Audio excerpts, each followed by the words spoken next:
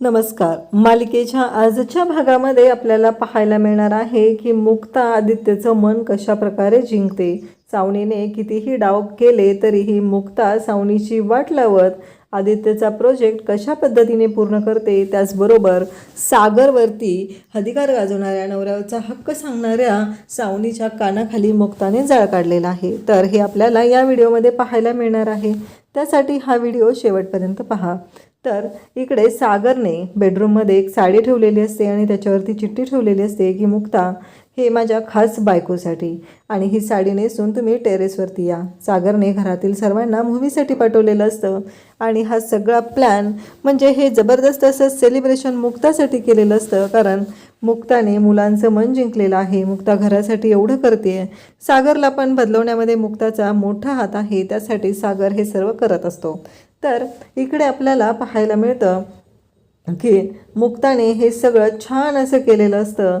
पण तरी पण ही सावनी जी आहे तिच्या अंगातली मस्ती काही कमी होत नसते आणि सावनी वारंवार इकडे मुक्ताच्या बाबतीत वेगवेगळे कारस्थान करत असते, वेगवेगळे डाव करत असते आणि मुक्ता मात्र ह्या सावनीला पुरून उरत असते. मुक्ता तिला दाखवतच नाही की ती कुठल्या लेवलला जाऊ शकते. तर इकडे वरती सागरच्या तिथे सावनी आता मुक्ताची साडी नेसून आलेली असते आणि मुक्ता तयार होऊन रूममध्ये वॉशरूममधून रूममध्ये येते आणि पाहते तर काय, इकडे सावनीने हे साडी तिथं नसते हे मुक्ताला दिसतं. मुक्ताच्या लक्षात येतं हे सगळं कोण करू शकतं. म्हणून मुक्ता बरोबर वरती जाते. तिथं सावनी असते आणि सावनी ती साडी नेसून असते आणि इकडे सागरला मात्र जरासंही माहिती नसतं आणि सागर मात्र म्हणतो की मुक्ता, आणि परत त्याला दिसतं की सावनी आहे. मग मुक्ता सावनीच्या खानदिशी कानाखाली जाळ काढते आणि म्हणते की माझी साडी चोरली पण माझ्या नवऱ्याला मी कधीच माझ्यापासून घेऊ देणार नाही. तर आजच्या भागामध्ये आपण पाहूया तिकडे सागर, मुक्ता, आदित्य आणि सई सगळेजण प्रोजेक्ट करत असतात आणि त्याचबरोबर तिथे सावनी येते. आदित्यने छान असा स्पेस क्राफ्ट स्टेशन असा प्रोजेक्ट केलेला असतो आणि त्याच्यामध्ये ते छान असं त्याने बसवलेलं असतं. मुक्ताने त्याला गाईड केलेलं असतं. पण सावनी तिथे येते आणि सावनी म्हणते की हे असं छान नाही दिसत, हे आपण अशा पद्धतीने ठेवूया आणि चिटकवलेलं ते सगळं काढते आणि ते पुन्हा दुसऱ्या पोझिशनला घेते. मुक्ता म्हणत असते की असं नका करू तुम्ही, अहो तुमच्या लक्षात येते का, ते खराब दिसेल, ऑलरेडी ते चिकटवलेलं आहे ना आम्ही, आणि मग ते तुम्ही काढलं तर ते कसं दिसेल. तर सावनी मात्र ऐकत नसते. सावनी म्हणत असते तुला काय वाटतं, प्रत्येक वेळेस तुझ्या म्हणण्याप्रमाणे सगळं झालं पाहिजे का, नाही, माझ्या मुलाचं प्रोजेक्ट आहे, ते कसं दिसतं ते मला चांगलं माहिती आहे आणि तू ते दाताचं प्रोजेक्ट करते ना, तेच कर ना, इकडे कशाला बघत बसते, असं सावनी मुद्दामूनच मुक्ताला म्हणत असते. पण मुक्ता पण सोडून देते. मुक्ताही विचार करत नाही आहे कारण सावनी कशी आहे हे मुक्ताला चांगलंच माहिती असतं. त्यानंतर आपल्याला पाहायला मिळतं की मुक्ता आणि सागर हे सर्वजण तिथे असतात. आदित्यच्याही लक्षात येतं. आदित्यला ही गोष्ट अजिबात आवडलेली नसते. सावनीनं जो राडा घातलेला आहे ते आदित्यला पटलेलं असतं. आदित्यचं असं म्हणणं असतं की असं नको करूच मम्मा, पण सावनी मात्र ऐकायलाच तयार नसते. तिला असं वाटत असतं की नाही, हे असं छान दिसणार आहे असं ती आदित्यला सांगत असते. आदित्य मात्र म्हणतो की ठीक आहे. त्यालाही ही गोष्ट पटत नसते. त्याचंही असं म्हणणं असतं की नाही मम्मा, हे छान नाही दिसत.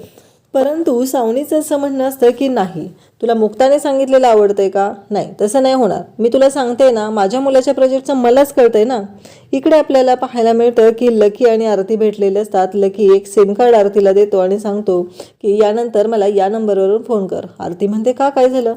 त्यावेळेस लकी सांगतो की आज मुक्तावहिनीकडे फोन गेला होता आणि मुक्तावहिनीने तुझा नंबर पाहिला, तेव्हा मला तिने विचारलं, मग मी खूप प्रॉब्लेममध्ये येऊ शकतो.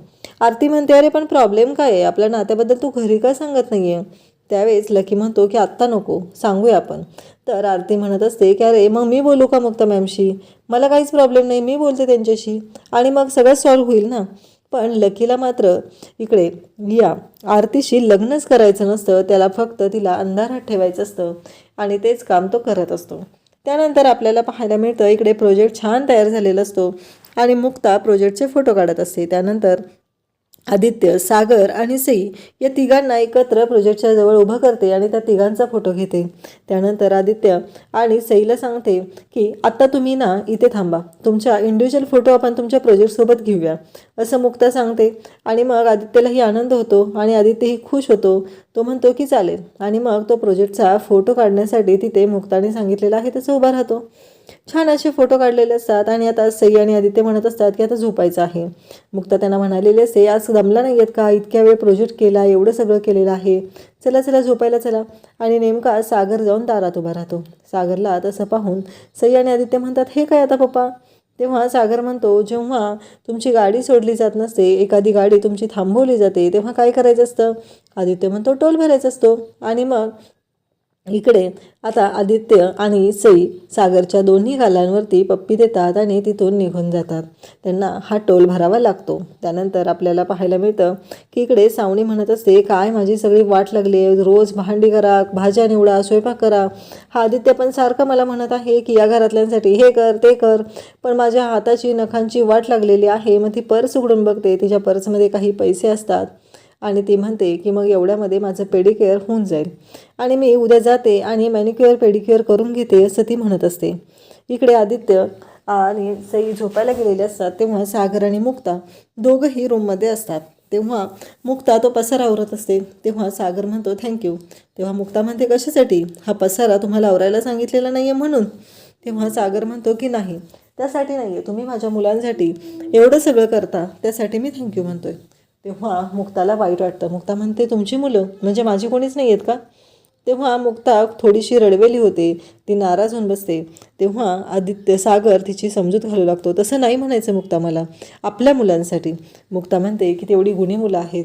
कसं आहे, मला कधी वाटलं नव्हतं की माझ्या आयुष्यात असा काहीतरी डिसिजन घ्यावा लागेल, पण आता जेव्हा मी तुमच्या घरात लग्न करून आले तेव्हा मला कळत नव्हतं की माझं कसं होणार आहे. मी सगळ्या गोष्टींचा विचार करायचे, पण मला कळायचंच नाही की आता पुढं काय होणार आहे. हे प्रश्न माझ्या पुढे पडलेले असायचे.